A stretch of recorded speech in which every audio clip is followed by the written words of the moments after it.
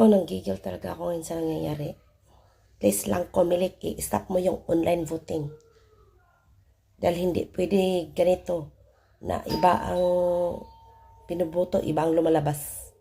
Ngayon, ayoko munang bumuto hanggat hindi yan ipa-stop ang online voting. Kasi pwede naman kaming pumunta ng Philippine Embassy para bumuto. Bakit kailangan ng online voting? Para ano, makapandaya kayo? Ang ina, Garcia, itigil mo yan. Kung bayad ka, nibangag kami, hindi kami mababayaran dahil ang boto namin mahalaga, ang boto namin para lang sa PDP straight, PDP line up. Kaya ipa-stop niyan sana yung Supreme Court, kumilos na kayo kasi nagsimula na yung butuhan dito. Tapos iba ang lumalabas sa mga binubuto ng mga ka-OFW. Sana marinig nyo ang mga panawagan namin dahil hindi pwede na ganito. Hindi pwede na ang boto namin mapupunta sa iba.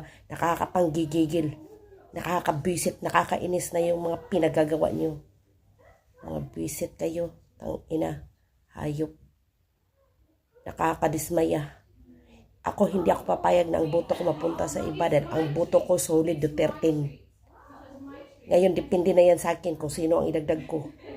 Kasi hindi ako papayag na ang boto ko mapunta sa iba. Leche. Nakakabwisit, nakakainis, nakakagigil. Ikaw, Garcia, ayusin mo yan. Dahil bayad ka, kaya ginaganyan mo. Kaya pinapaano mo yung online voting dahil bayad ka na. Nakaano na yan sa inyo. Leche kayo, hindi kami papayag na ang boto namin mapunta sa iba. Dahil ang boto namin hindi mababayaran at hindi kami nagpapabayad.